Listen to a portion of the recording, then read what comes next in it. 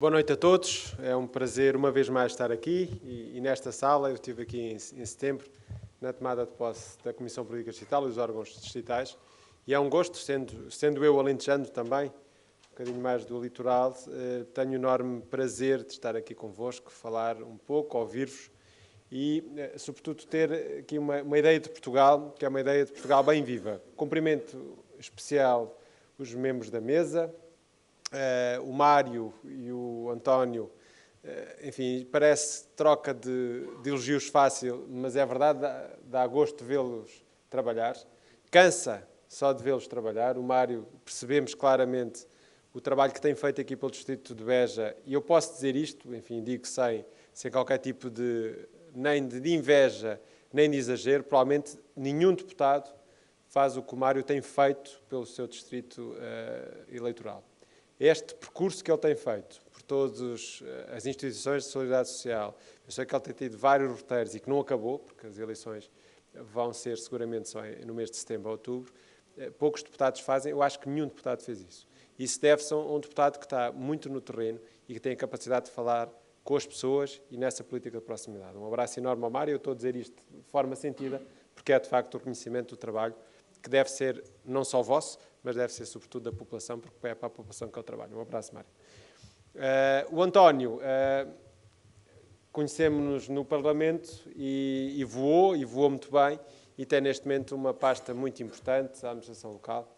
É fundamental, a articulação perfeita. Eu agora tenho também essa responsabilidade, para além da agricultura, tenho responsabilidade do ambiente e do poder local, e tenho-me apercebido, de facto, do trabalho notável e, sobretudo, da grande capacidade que tem feito, das pontes que tem conseguido com a Associação Nacional de Municípios, e é muitíssimo respeitado e tem conseguido, de facto, levar por diante várias reformas fundamentais para a administração local, e o António também é um exemplo, eles sim são um exemplo a seguir.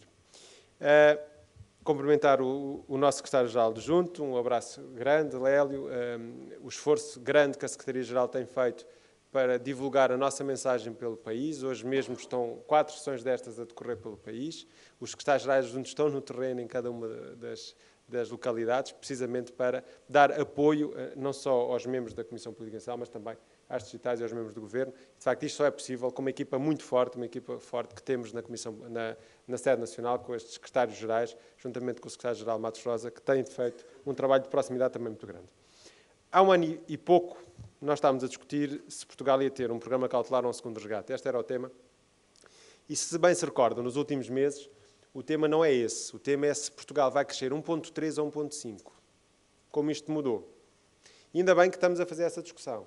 E ainda bem que os portugueses rapidamente passaram para essa exigência. Já não estão a falar do segundo resgate, já não estão a falar do programa cautelar, estão a falar se a previsão do Governo é mais correta ou são as previsões dos organismos internacionais.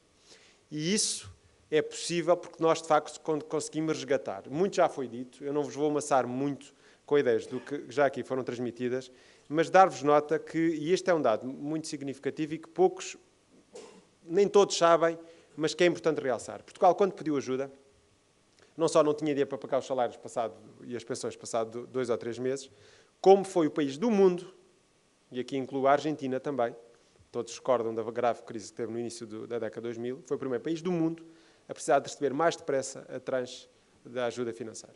Porque Portugal, de facto, não tinha dinheiro absolutamente nenhum. E isto é significativo para perceber o caminho todo que fizemos. É que nos juros eram superiores a 9%, e agora, semana passada, os juros a 10 anos estão nos 2%, abaixo do valor com que nós nos conseguimos financiar pela Troika. Portanto, isto é significativo, o que permite, efetivamente, que a Sra. Ministra das Finanças tenha dito que quer, de facto, fazer a troca e antecipar o pagamento ao FMI e à Comissão Europeia, precisamente por isso, ou seja, porque consegue ter uns juros neste momento muito mais baixos do que estão a pagar, e mesmo esses juros que foram definidos inicialmente pelo Governo Socialista foram renegociados, não com megafone, e isto é importante que se diga quando andamos a dizer é preciso renegociar, nós renegociámos, mas renegociámos depois de mostrar que somos capazes de fazer o nosso trabalho de casa e permitindo, de facto, essa credibilidade, que nós tenhamos essa luz verde por parte das instituições que nos apoiaram. E, portanto, esse caminho foi feito, foi um caminho muito difícil. Também é um número marcante. Portugal pediu ajuda quase 50% do seu PIB. Quando foi intervencionado das outras vezes, no início da década de 80, não chegou a 20%. Todos tínhamos noção que o esforço que ia ser pedido aos portugueses era brutal. De facto, foi brutal. Mas conseguimos aguentar. E conseguimos ter uma credibilidade que outros não têm. E eu percebo a cautela do membro do governo em falar relativamente à questão da Grécia. Eu também não vou estender muito, mas vou dizer um bocadinho mais. Nós já assistimos a este filme. Aliás, a noite eleitoral de domingo da Grécia foi uma noite absolutamente incrível, em que todos os partidos da esquerda estavam-se a apropriar quem é que era mais Syriza do que o outro. Inclusivamente, o nosso líder da oposição, António Costa, que, esquecendo o resultado miserável que o PASOK teve, hoje, na Assembleia, ensaiaram já uma tentativa de desculpas. Mas, esquecendo isso, começaram a dizer, bom, nós não somos Syriza, mas de facto é esta política da austeridade conduzindo-nos à maior crise e agora temos aqui uma esperança. Mas nós recordamos-nos do Monsieur François Hollande. Nós todos recordamos-nos disso. Do segundo maior país europeu, que ia mudar a Europa, já não digo o mundo, que é exagerado, mas ia mudar a Europa e a França, e não mudou absolutamente nada. Aliás, eu utilizei esta mesma expressão semana passada, numa sessão destas, e o Campos Ferreira, que é o nosso secretário de Estado dos Negócios Estrangeiros, que tem muita piada, disse assim, comentou, não, ele conseguiu mudar, mudou de mulher.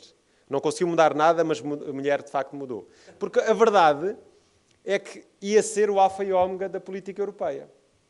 E vejam agora. É o Presidente da República menos popular, porque não conseguiu implementar as políticas que andou a anunciar na campanha eleitoral, e percebemos como é que isto vai correr com a Syriza. E ficamos assustadíssimos de ver as medidas que hoje foram anunciadas. Nós recordamos, quando nós tivemos a capacidade de aumentar o salário mínimo para os 515 euros, apesar de tudo, os remoques que ouvimos das instituições europeias. Disseram, vejam lá, tenham atenção, olhem que este é o caminho, porque vocês não têm isto bem consolidado. Passam de 586 euros para 750. Acho que está tudo dito, não é? Já nem falo de distribuir eletricidade para 300 mil famílias, de acabar com as privatizações todas, reverter muitas delas. Eu espero verdadeiramente, e não estou a ser absolutamente nada irónico, espero verdadeiramente que isto corra bem. Agora, todos temos muitas dúvidas. E há uma coisa que o Mário disse com muita razão. É que nós próprios somos credores da Grécia, em mais de 1.000 milhões de euros. Portugal apoiou os gregos em 1.100 milhões de euros. É nosso dinheiro também. E, portanto, com isto não estamos aqui a fazer nenhum repto, mas é bom que, de facto, a Europa toda tenha noção. Não é por nós gostarmos e termos razão no discurso. Nós não queremos ter razão por ter. Queremos é que, de facto, a política que seja seguida pela Europa tenha coerência. E esta parece-me que, efetivamente, não terá. E, portanto, vamos ver se daqui a uns meses não estamos com uns registros diferentes ou iguais ao que tínhamos há uns meses atrás.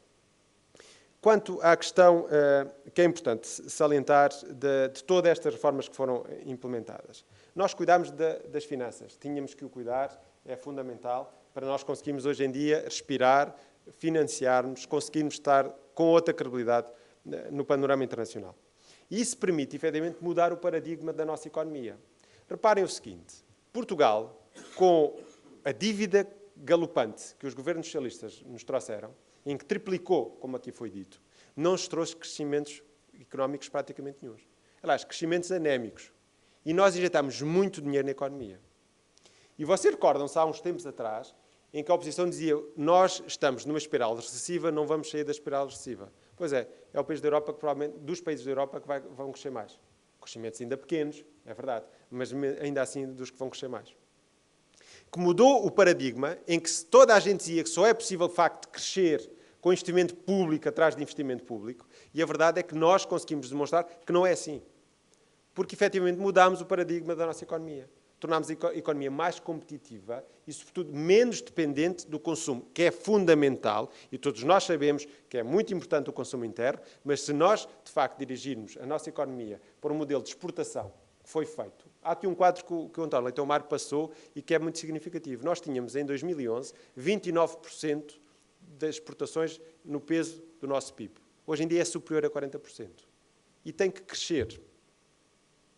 Temos que crescer para ficar menos dependentes, efetivamente, da dívida, da capacidade ou não que os portugueses têm de amealhar dinheiro, que é fundamental que tenham as suas poupanças. E, portanto, este paradigma que nós ajudámos a mudar vai nos ajudar estruturalmente a crescer com saúde. Porque nós, efetivamente, éramos o país que andava insuflado, balofo, mas que efetivamente não crescia. Isto é como a nossa casa. É impossível nós, fazendo contas, e gastamos todos os anos 10% mais do que crescemos, alguém nos vai bater à porta e vai dizer: chega, meu amigo, acabou. Acabou. Não dá. O credor diz: eu já não financio mais. E somos nós que vamos impor essas condições? Claramente que não. Portanto, tivemos mesmo que fazer isso. Por necessidade extrema e à bruta, porque foi à bruta, mas a verdade é que nós tínhamos que mudar de vida. E estamos a mudar. E não podemos, efetivamente, mudar de rumo. Por isso é que o nosso Primeiro-Ministro, e bem, o homem certo no lugar certo, disse que isto era um projeto para 8 anos. E é um projeto claramente para 8 anos.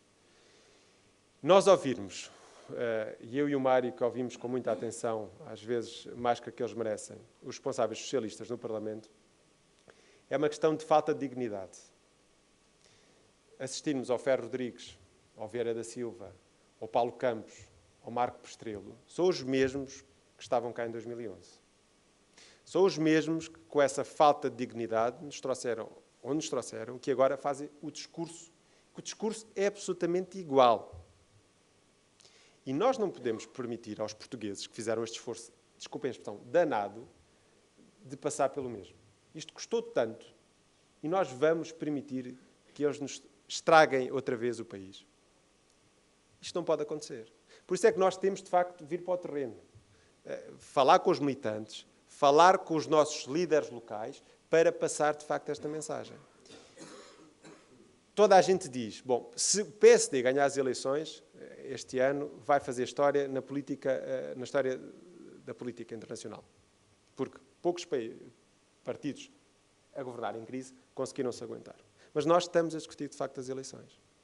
E depois que os portugueses percebem o risco enorme que será nós voltarmos àqueles senhores de 2011. Mas podíamos ter novo rosto no Partido Socialista em termos de liderança, mas também não. É o número 2 do engenheiro José Sócrates. O número 2. Nós temos tido o cuidado, e bem, de não misturar o poder judicial com o poder político, falando do caso do engenheiro José Sócrates. Mas temos que dizer, sempre que possível, que o governo do engenheiro José Sócrates foi uma desgraça para o país. E não ter medo de dizer isso. E dizer que o número 2 dele é, atualmente, o secretário-geral do Partido Socialista, com uma agenda absolutamente vazia e perigosa. Eu tenho dito, e já disse isto há mais tempo, o Dr. António Costa passou de um registro que tenta sempre tê-lo de estilo Miss Universo, isso já foi dito também publicamente, é um discurso absolutamente vazio, em que só falta pedir a felicidade para toda a gente no mundo, para um discurso, quando é muito apertado, de concretizar algumas promessas. E ele, não ao estilo do Syriza, mas também já nos deixou entender para onde vai. O salário mínimo foi aumentado, já está a dizer que vai aumentar outra vez. A reposição dos ordenados da função pública, o quê? 20%? Não. Eu reponho integralmente. Acabar a sobretaxa? Já, do IRS. Diminuir o IVA da restauração? É já. Isto são as medidas que o Dr. António Costa tem falado. E nós lembramos-nos do que foi a política do engenheiro José Sócrates em 2009. Da descida do IVA, do aumento dos funcionários públicos. Hoje a Ana Aivola, aquela brilhante sindicalista que há muitos anos que não trabalha, dizia que desde 2009, pois aí depois lembrei-me, de facto, em 2009 José Sócrates aumentou os funcionários públicos. E percebemos o estilo. Está cá. Mas nós, como o António disse e o Mário, bem, desculpem, nós tivemos uma política, de facto, social-democrata. Conseguimos proteger os mais desfavorecidos. Eu sou do distrito de Setúbal, como vos disse, e hoje estive numa inauguração de um lar, uma unidade residencial, para idosos em Alvalade Sado. Alguns conhecem certamente, Alvalade Sado é das freguesias mais comunistas de Santiago de Cacém. Muito difícil, o Partido Comunista obrigado, Mário. Está muito, muito enraizado lá. O ministro Bota Soares foi aplaudido. E sabem porque é que foi aplaudido? Porque este governo teve um programa de emergência social que acudiu efetivamente aos mais desfavorecidos. Eu não sei se não disse isto aqui na tomada de posse quando aqui estive. Lembramos-nos dos tempos de 83 a 85, das bandeiras negras e da fome. O meu distrito foi muito fustigado por isso, de Setúbal. E porquê é que isso aconteceu? Porque, de facto, não houve um programa de emergência social. E o primeiro-ministro Cavaco Silva, assim que toma posse, faz um programa específico para o distrito de Setúbal. Obviamente, do governo civil e tudo mais. E nós tivemos esse cuidado, de facto, de proteger os mais desfavorecidos. Não fomos nós. Vocês lembram-se dos famosos PECs 1, 2, 3, 4 e por aí, e hoje em dia estávamos no 25º, certamente, porque eles não conseguiam concretizar nenhum. Eles congelaram as pensões mais baixas, o abono de família do 4º e o 5º escalão. E nós, hoje em dia, como disse há pouco bem o António, quase todos os pensionistas vão ter o seu rendimento reposto. E aumentamos as pensões mais baixas. Conseguimos fazer isso. Isto faz toda a diferença, de facto, para um partido que se diz social-democrata, que é social-democrata, mas que alguém nos intitulou como liberais. Mas esta é a nossa matriz. É a nossa matriz que nos tem permitido, de facto, ter esta almofada social. Uma almofada social fundamental para nós conseguirmos estar de cara levantada e poder dizer assim, nós cumprimos o mandato que tínhamos. E esse mandato era um mandato tremendamente difícil. Nós temos a dificuldade sempre de ter que compor o que os outros nos fazem. E às vezes, assim, já que passamos muito o inverno, também gostamos de passar o verão. Mas não é por necessidade de nós agora, até porque não temos essa condição de esbanjar dinheiro, temos essencialmente a necessidade de consolidar estas políticas. As reformas que foram feitas em várias áreas. Nós tornámos o nosso país muito mais competitivo. E isto faz toda a diferença. Nós estamos muito melhor preparados para ter o futuro radioso e esse futuro está ao alcance dos portugueses. Eu não vos quero amassar mais, quero-vos apenas dizer o seguinte. O resultado das eleições depende de nós, essencialmente de nós. Nós todos dizemos que os partidos políticos que estão no governo, normalmente são eles que perdem as eleições, não são os partidos da oposição que as ganham. Isto é um mito, admito que seja verdade, mas eu acho que depende essencialmente não só da nossa atuação enquanto governo e governar até ao fim. Eu sei que é muito difícil. Ainda outro dia falava com o nosso líder parlamentar, com o Luís Montenegro, que foi dar uma entrevista há muito pouco tempo, e ele estava a falar de assuntos substantivos, e a única coisa que queriam saber os jornalistas é se íamos ter coligação e que era o nosso candidato presidencial. E ele mudava a agulha e dizia, mas vocês vão coligados? E quem é o vosso candidato presidencial? Nós sabemos que a agenda da comunicação social não é bem a agenda do país. E ainda há pouco falava com o Sr. Torres, que está ali, peço Dr. Gaspar, estou a dizer bem? Sim. Que falava que teve a ver os números, por base da questão das urgências, teve a ver os números e compara pior 2012 do que 2015, igual período. E este ano há histeria com as urgências. Porque já perceberam que este é um ministro, de facto, popular e que tem que ser atacado. Vai ser um trabalho muito complicado. E nós temos de ir para a rua. Nós temos orgulho, o Mário diz e bem, nós temos que ter orgulho de ter resgatado o país de onde resgatámos e de estar a discutir se Portugal vai crescer 1,3 ou 1,5, sempre acima da média da União Europeia. Isto é um orgulho para nós. Nós não temos de ter vergonha do trabalho que fizemos. E temos de ter capacidade de ir lá para a rua falar. Em distritos como Beja, como Évora, como Setúbal, distritos difíceis. Se nós não temos orgulho disto, teríamos orgulho do quê? Estamos a diminuir a taxa de desemprego. Estamos a colocar o país a crescer. Cumprimos as metas do déficit. Vamos ter o déficit mais baixo da história da democracia portuguesa.